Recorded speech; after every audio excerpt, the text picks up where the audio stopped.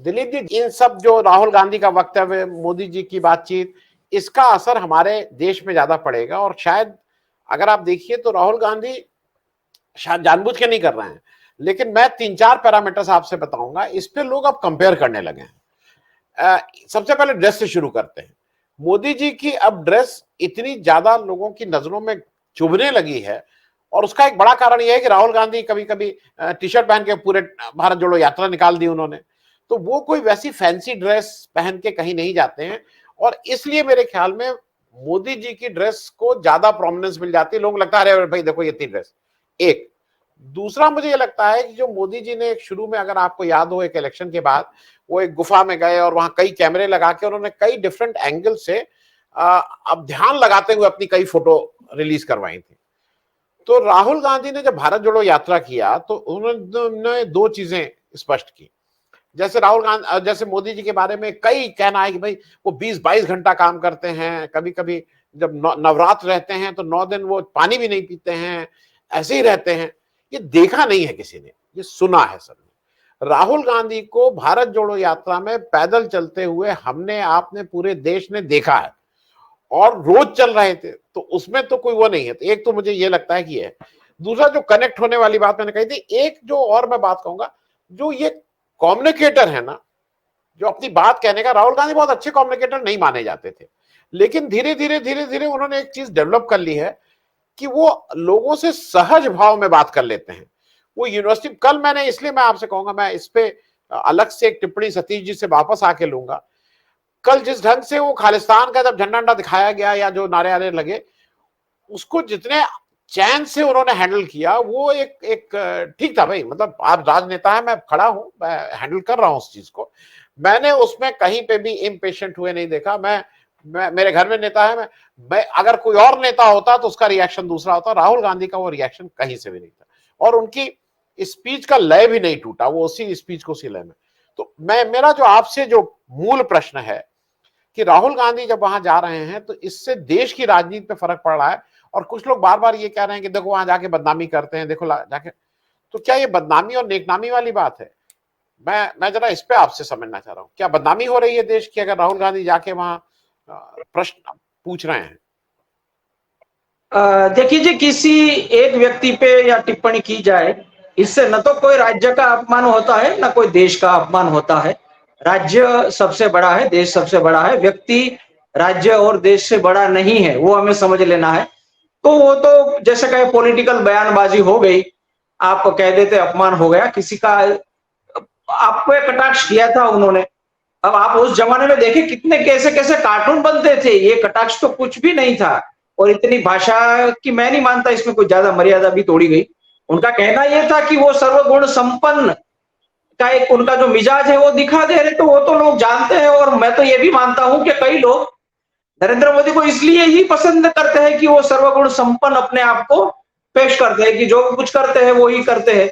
हमने तो नोटबंदी में देखा, किसी को पता नहीं था। वो हमारे गुजरात में जो सचिव थे हसमुख अढ़िया, वो थे, एक दो लोग और थे, उन्होंने डिसीजन लिया अपने कैबिनेट से, तो पूछा नहीं गया था। तो हमारी जो डेमोक्रेसी है उसमें इंपॉर्टेंट छोटी बातों को छोड़ दी, लेकिन जो भी इंपॉर्टेंट डिसीजंस लेना है वो कैबिनेट के साथ बैठ के लेना है।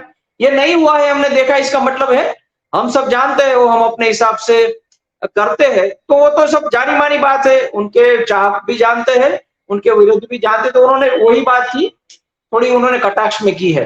तो ये इसमें अपमान वाली बात तो कोई है नहीं, वो ये बयानबाजी की जाती है। एक्चुअली अभी मुझे ये लगता है कि आज के जमाने में आप देश में कुछ बोलो या तो विदेश जाके आप कोई निवेदन, तो उससे कोई फर्क नहीं पड़ता।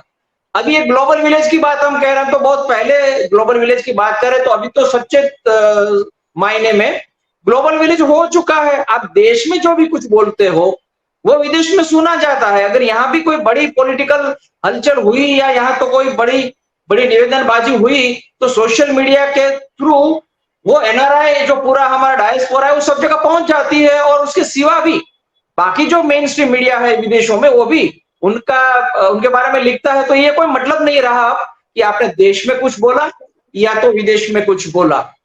विदेश में जो कुछ हो रहा है उसका असर यहाँ दिखाई दे रहा है। उसके दो वजह मुझे लगता है। ये जो प्रोग्राम पूरा किया है राहुल गांधी का। वो भी गुजराती, हमारे शाम पित्रोड़ा है, उन्होंने पूरा वो आयोजन किया। पहले भी वो ले गए थे राहुल गांधी को, उन्होंने वहां उन किया था। बहुत बड़ी संख्या में अमेरिका में, ऑस्ट्रेलिया में, कनाडा में, यूके में गुजरातियों की बहुत बड़ी संख्या हो गई। पूरे भारतीयों की संख्या है वैसे, लेकिन मलयाली, गुजराती, पंजाबी कुछ स्टेटस है वहां से बहुत भारी संख्या में लोग, स्टूडेंट्स भी बहुत गए हैं। तो वहां जो कुछ होता है उसका सीधा कनेक्शन देश से रहता है, और यहाँ कुछ बोले तो वहां उसका इम्पैक्ट होता है, वहां कुछ बोले तो उनका इम्पैक्ट यहाँ रहता है। जैसे बीजेपी की फ्रेंड्स ऑफ बीजेपी है, इस तरह से कांग्रेस का भी अपना संगठन है, कांग्रेस समर्थक जैसे होते हैं यहाँ, वहां भी उन्होंने अपना एक अलग बनाया। तो दो, एक बात यह है कि आप, मुझे नहीं लगता देश और विदेश का कोई प्लेटफॉर्म का फर्क रह गया। आप कहीं भी जो भी बोलते हो, क्या बोलते हो, वही इंपॉर्टेंट। तो उन्होंने जो कहा वो कटाक्ष में कहा, तो मैं तो मानता हूं ये इतना हल्का फुल्का सा कटाक्ष था, जो एक जमाने में कार्टून के तौर पे हमारे नेताओं के बारे में जो कहा जाता था, वो बहुत ऐसा था कि हम लग जाता था, अगर शरीर पे लग जाए तो लहू लहान हो जाए, हम ऐसे कार्टून बनते हमने देखे हैं। तो वो उसकी कक्षा में तो ये कुछ भी नहीं है। और बाकी जो आपने बात कही, उनका जो लहजा है वो सहज है, तो मुझे लगता है उनको यही लग रहा है। उन्होंने बीच में कोशिश की थी कि वो वन लाइनर ज्यादा दे दे, या तो कुछ अपनी एक कम्युनिकेशन स्किल डेवलप करे, उनसे उनका फायदा नहीं हुआ। ये शैली उनको मुझे लगता है ज्यादा सूट कर रही है, क्योंकि उन्होंने यही कहा कि मैं तो बार बार इलेक्शन हारता रहा हूं, मुझे तो ये कहा जाता है कि मेरी वजह से ही कांग्रेस को नुकसान है, फिर भी मैं तो डटा हूं, यहाँ रहा हूं। जो है पप्पू से लेके न जाने क्या क्या उसके बारे में कहा गया, तो फिर भी उन्होंने वो सब छोड़ के जो है वो है, मैं अभी भी लड़ रहा हूं। तो मुझे लगता है कि इस बात को अब नोट किया जा रहा है कि इतनी, आप उसको निष्फलता ही कहेंगे, इलेक्शन में हारना, कर्नाटक को छोड़ दीजिए, नहीं तो बहुत सारे राज्य में कांग्रेस की हार हुई है, फिर भी आप मैदान में डटे रहते हैं, तो उनका एक मतलब है। सिचुएशन उन्होंने बहुत अच्छी तरह से हैंडल भी की, वो बात सही है। और आपने तो एक जो इंटरेस्टिंग बात बताई, आपने जो 22 घंटे काम करने की बात बताई, उसको कुछ वर्ग में उसको अलग तरह से देखा जाता है। जो ध्यान की प्रक्रिया है, हम तो इतने वो उसके कुशल नहीं है, कोशिश करते हैं कि मन की शांति के लिए कभी शांत से बैठ जाए, लेकिन उसके एक अलग अलग स्तर होते हैं। तो उनमें मैं जाऊंगा नहीं, तो एक स्तर पर आप उस स्तर पे पहुंच जाते हैं जहां फिर आपको नींद की जरूरत नहीं रहती है। तो जो नरेंद्र मोदी के चाहक है, वो कई बार इतनी चर्चा करते हैं कि बस आप नरेंद्र भाई थोड़े से ही नजदीक है, वो स्थिति पे पहुंच जाएंगे जब उनको नींद की जरूरत नहीं रहेगी। अभी उनको जो मिनिमम 3 घंटे की जरूरत है, तो वो है। लेकिन एक वो तपस्या है और एक दूसरी तपस्या है, वो जो आप लोगों के बीच में जाके करते हैं। तो आपने कहा उन्होंने पद यात्रा की हो, तो लोगों के बीच में रहना है, तो वो भी एक तपस्या ही है। तो वो सब कॉन्ट्रास्ट हो रहा है, जैसे आपने बताया। सूट बूट की सरकार, वो सूत्र बहुत चला था, 9 लाख का सूट उन्होंने पहना और वो सबने देखा, फिर उनको सूरत के एक व्यापारी को दे दिया गया, उन्होंने ऑक्शन हुआ, वो भी करोड़ों रुपए में बिका। बीच में थोड़ी ये कोशिश हुई थी, उन्होंने जो नरेंद्र मोदी ने अपना पहनावा है थोड़ा सा सिंपल किया था बीच में, लेकिन अब फिर से वो अपनी स्टाइल में रहते। मैं मानता हूं उनके जो चाहने वाले हैं, उनको इनसे वो फर्क नहीं पड़ता, उनकी स्टाइल वो लोग पसंद करते हैं। नरेंद्र मोदी को जो पसंद करते हैं, वो उनकी शैली को पसंद करते हैं। वो यहाँ थे गुजरात में, तब से इनके लिए वो जाने माने चाहते थे। हम आरएस के साथ जुड़ा हुआ कोई है, या तो संघ के साथ जुड़ा हुआ है, तो वो सिंपल सा ड्रेस पहना होगा, जब्बा लहंगा पहना होगा, इस तरह का जो पहना हुआ था, उनसे वो पहले से अलग रहे हैं। तो उनके चाहक जो वर्ग है, उनको मायने नहीं करते वो कैसे वस्त्र वगैरह पहनते हैं। लेकिन कई बार वो थोड़े से ज्यादा छेल बटा, गुजराती शब्द है, छेल बटा हो जाते हैं। वो बहुत सारे, बहुत वो पगड़ी पगड़ी पहन लेते हैं, बहुत ही कलरफुल हो जाते हैं। वो पता नहीं है वैसा होना चाहिए नहीं होना चाहिए, अलग बात है, लेकिन ये हो जाता है। इस शैली द्वारा एक मैसेज दिया जा रहा है। हमारे देश में आज भी कई लोग ऐसा मानते हैं कि अगर आप बहुत रॉयल तरीके से रहे तो लोगों को पसंद आता है, राजाशाही में अगर आप ठाट माट से रहे तो उनको पसंद करने वाला भी एक वर्ग है, तो शायद उसको एड्रेस कर रहे। उसकी जगह लोकशाही में जो होना चाहिए, हमारे नेता सिंपल से हो और सिंपल लोग जिससे जोड़ सके। मुझे लगता है राहुल गांधी शायद वो कोशिश कर रहे हैं कि आम आदमी जिसकी वो बात कर रहे हैं, उनसे जोड़ने के लिए वो कोशिश कर रहे हैं कि न तो मैं अपने कम्युनिकेशन की स्किल से या तो शैली से प्रभाव डालना चाहता हूं, न तो मैं अपने पहनावे से प्रभाव डालना चाहता हूं, मैं अपने कार्यों से, या तो मैंने जो पदयात्रा की और समझने की कोशिश, उनसे मैं कोशिश करता हूं। एक ये कहा जाता था, बिटवीन द लाइन्स ये कहा जाता कि राहुल गांधी को इस देश के बारे में ज्यादा पता नहीं है, इस देश की जो परंपरा है, इसमें जो वैविध्य है पूरे देश में, अलग अलग प्रदेशों में क्या क्या होता है, उनको नहीं पता है। तो उन्होंने शायद, वो बोले नहीं है, लेकिन उन्होंने ये दिखाया कि मैंने तो दक्षिण कन्याकुमारी से लेकर कश्मीर तक चला, पूरे देश में जो वैविध्य है वो देखा, विविध लोगों से मैं मिला, और जो भी है वो मैंने जानने की कोशिश की। अब वो कितना जाने और उस कितना बाहर आएगा वो बात अलग है, लेकिन उन्होंने कोशिश तो करके दिखाई। तो ये जो पूरा एक वो यात्रा से शुरू हुआ है और कर्नाटक इलेक्शन में जीत मिली है, उसके बाद अब ये हाल हुआ है कि बीजेपी चाहे या ना चाहे, नरेंद्र मोदी के सामने अगर कोई एक चेहरा है तो राहुल गांधी का हो गया। हम ये मानते हैं और हमने बहुत बार ये कहा भी है कि वो बीजेपी को असल में फायदा करा रहा, ऐसा हम मान के चल रहे हैं अभी, कि अगर नरेंद्र मोदी और बीजेपी का जो अभी जो नेतृत्व है वो ये मानता है कि एक चेहरा बने विपक्ष का और राहुल गांधी वो चेहरा बने, तो शायद जहां सीधी फाइट है कांग्रेस और बीजेपी की, वहां शायद हमें फायदा होगा। लेकिन कर्नाटक के बाद इसके बारे में भी सोचना होगा कि इसमें फर्क पड़ सकता है। मध्य प्रदेश, राजस्थान, छत्तीसगढ़ का जो अब चुनाव आएगा तो वो हमें पता चल जाएगा कि वो कितना फर्क पड़ता है। हिमाचल में भी जीते ही आखिर, तो बहुत मतों का फर्क नहीं रहा, लेकिन वहां भी जीत तो पाई है। तो ये अभी 1 साल बाकी है, तो आमने सामने ये आप कहे कि मोर्चा तो हो ही गया है। अमेरिका, मुझे लगता है बाकी देशों का भी दौरा होगा और वहां जो भी कहेंगे, यहाँ भी उनके बहुत सारे कार्यक्रम होंगे। गुजरात में से शुरू करके आसाम तक भी शायद एक प्रोग्राम करने की बात चल रही थी। गुजरात कांग्रेस ने कुछ यहाँ तैयारी भी की थी, अब वो डिक्लेयर होता है या करते हैं वो देखना होगा। लेकिन इंपॉर्टेंट बात जो आगे जाके होगी, वो आप बाकी सब जो हमारे वरिष्ठ है वो भी वही बता सकते हैं। असल में मुद्दा यह है कि विपक्षी एकता को किस तरह से पेश किया जाए, और विपक्षी एकता की जब बात आएगी तो उसमें कांग्रेस की भूमिका क्या रहेगी। मुझे लगता है अब आगे यही चर्चा का मुख्य विषय रहेगा। प्रादेशिक हमारे जो भी लोकल पार्टीज है वो अपने तरीके से मजबूत है, वो बीजेपी का सामना कर सकती है, वो हमने देखा है।